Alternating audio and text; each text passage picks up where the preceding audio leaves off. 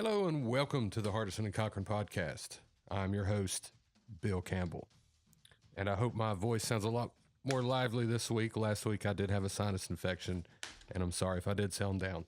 Today is the second podcast we have along with the Autism Society of North Carolina in conjunction with our partnership with them and Carolina Athletics with Team Autism North Carolina.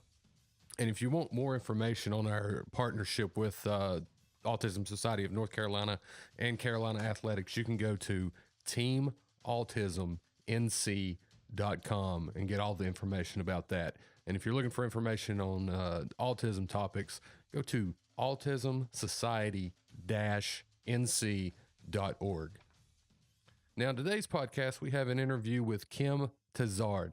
She is the Director of Family Support at the Autism Society of North Carolina. And during our interview, we talked about what a family goes through when the diagnosis is given that they have a child who has autism, and you know the programs, the educations, and the support that is available from the Autism Society of North Carolina when that happens. And here's the interview. Now, Kim, from your experience, what are the feelings of the parents and the family once the diagnosis is given by a doctor? You know, what a family experiences and goes through a gamut of emotions includes fear and denial, sometimes grief, and being very overwhelmed would be the core emotions I think the majority of parents experience when they first get the diagnosis. From your experience, what do you think they need to help them after they get the diagnosis to maybe calm their fears of being overwhelmed? I think just taking a minute and sitting back and just breathing. We always just tell parents, just breathe and take it one step at a time. As the Director of Family Support for Autism Society in North Carolina, what I would love to see parents do after they get the diagnosis is to connect with an autism resource specialist. And we have 19 across the state, and they serve all 100 counties of North Carolina. And what's really, really cool about the resource specialists is they're all parents themselves. They've been there, they get it, they understand it. There's no fee, we're free of charge. We're there to help them, we're there to take them on their journey. And it may be right after getting the diagnosis, they just need somebody that listens and understands. So to me, that would be what I would suggest the parents do first and foremost is connect with a resource specialist. Okay, and what type of education does the Autism Society of North Carolina provide to someone or a family that has just learned that they're going to be affected by autism? There are so many ways that they can access different levels of education through the Autism Society. The first thing would be to go to the website, and the website is incredibly easy to navigate. There now is even a place for families just receiving the diagnosis. It's after the diagnosis, and they can actually go in there and fill out some information and letting us know that they want us to reach out to them. And so resource specialists would then have their contact information. So that's one way, and we would be able to send out a welcome kit.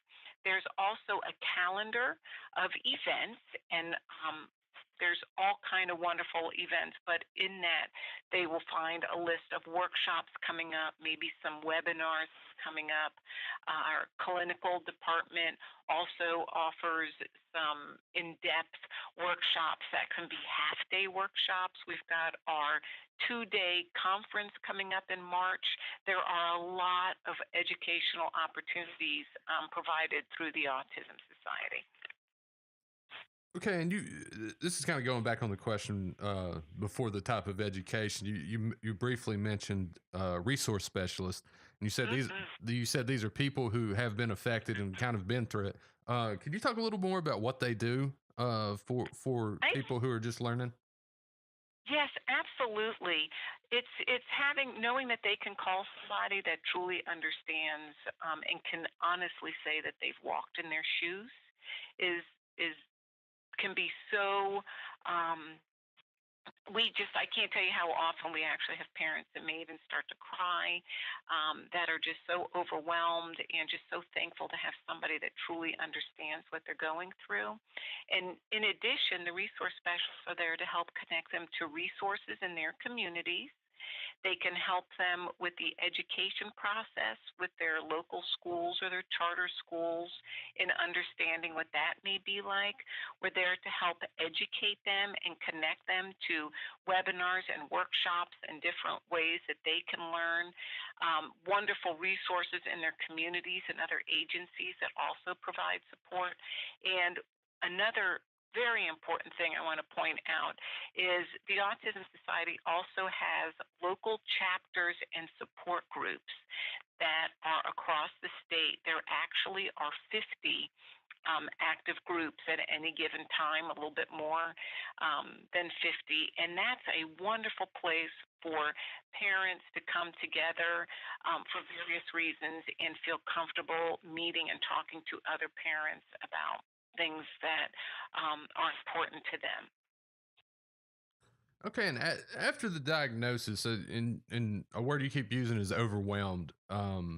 I would imagine that if somebody that's overwhelmed, some people may shelter themselves, not want to do anything about it, kind of be scared about it. You know, if you're scared, you don't want to face it.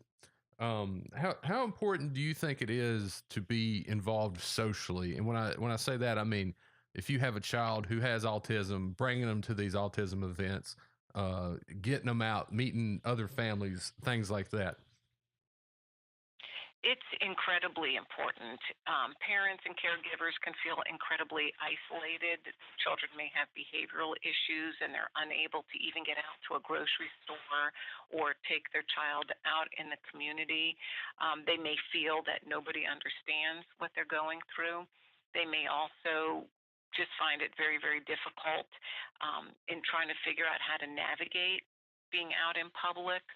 So the chapters are one way that offers some fantastic opportunities for some social outings.